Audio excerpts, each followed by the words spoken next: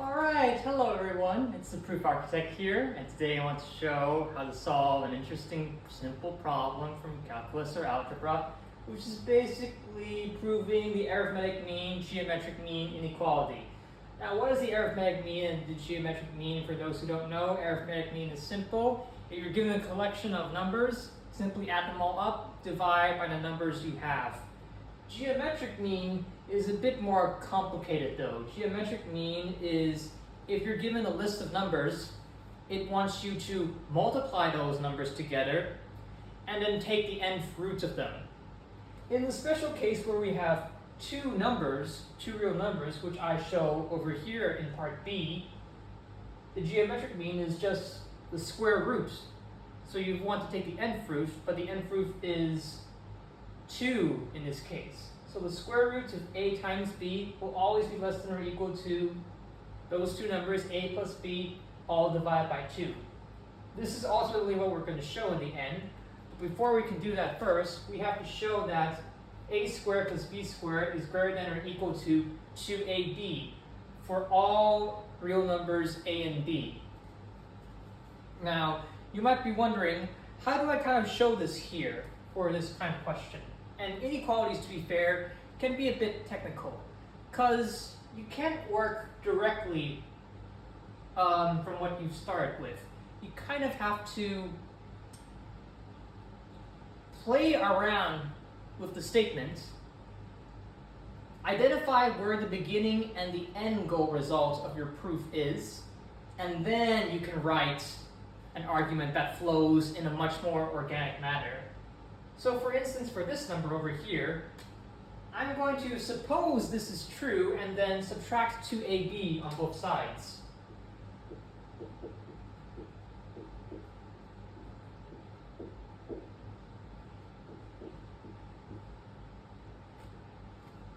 So if I subtract 2ab on the right-hand side, that's easy. That becomes 0.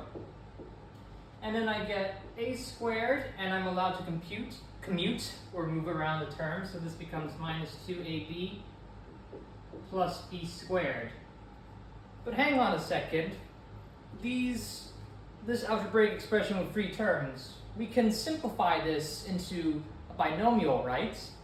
Namely, a minus b is less than a minus b squared is greater than or equal to 0. Right? And then furthermore, we could take the square roots of both sides. Then that would mean that this a minus b squared and the square root cancel out, disappears, and I get that this is greater than or equal to 0. And then if I add b to both sides, I get that a is greater than or equal to b. And basically now, how you organically write your argument goes from the very end to the start. In other words, you go backwards. So in order to prove, this is how you carefully write, in order to prove that a squared plus b squared is greater than or equal to 2ab. So that was essentially our scratch work. Now here's the actual formal proof outline. Proof.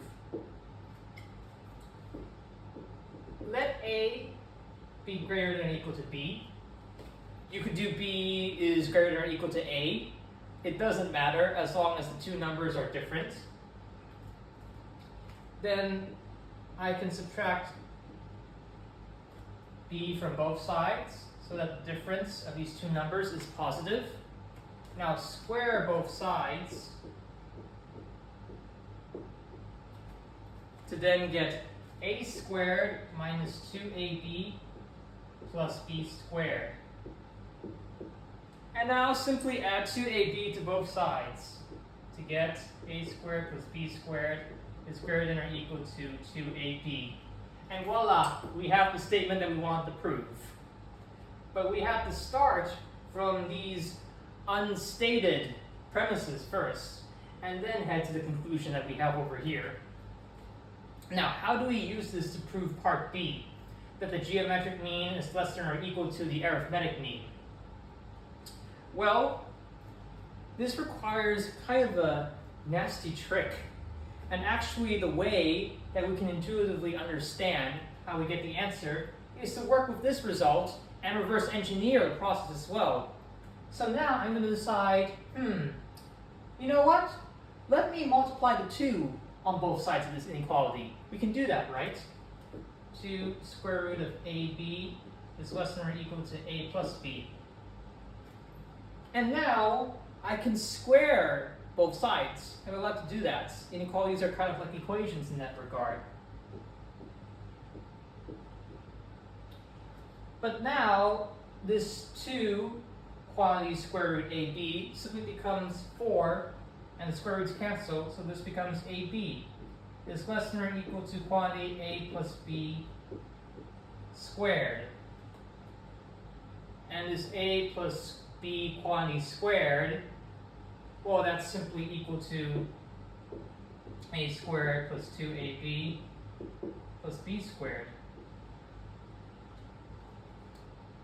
And so we get 4AB is less than or equal to A squared plus 2AB plus B squared.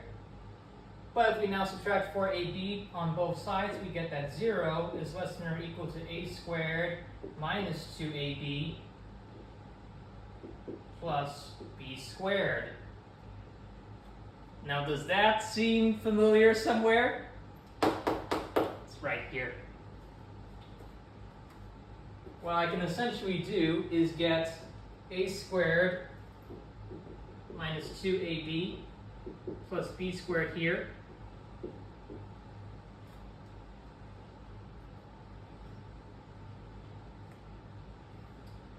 We agree that this is essentially quantity A minus B squared, right?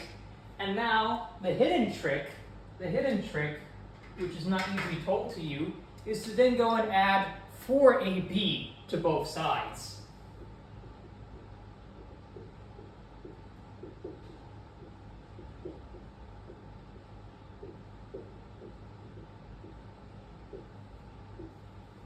This guy over here, that's what we're missing. We have to add 4AB to both sides in order to go from this step up to that step over there.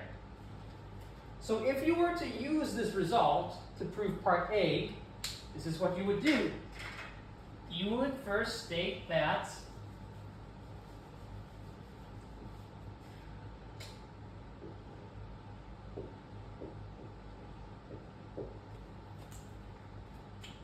let A minus B quantity squared,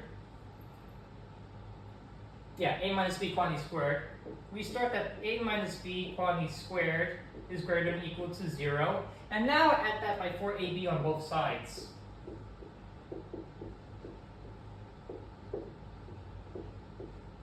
And then you simplify out that left-hand side, you just get A squared minus 2AB plus B squared plus 4AB is greater than or equal to 4AB. But now if you add in the 4AB and the minus 2AB, this just becomes 2AB. So 2AB plus B squared is greater than or equal to 4AB. And now you can regroup this term into the binomial A plus B quantity squared is greater than or equal to 4AB. And now you can take the square root of both sides. So we get A plus B is greater than or equal to square root of 4AB. And now you'll pardon me, I'll go and write this up over here. This simply becomes A plus B is greater than or equal to 2 square root of AB. And then I divide 2 on both sides. A plus B divided by 2 is greater than or equal to square root of AB. And now we're essentially done.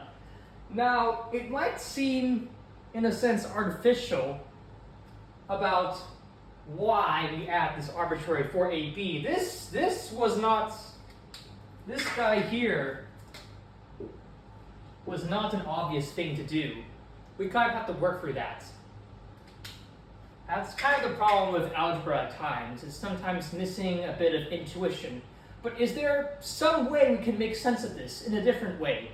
And yes, the way we do that is usually geometrically. and I'll have an example to show you how this 4ab is related to the quantity, the binomial a plus b quantity squared. But we'll save that for another time.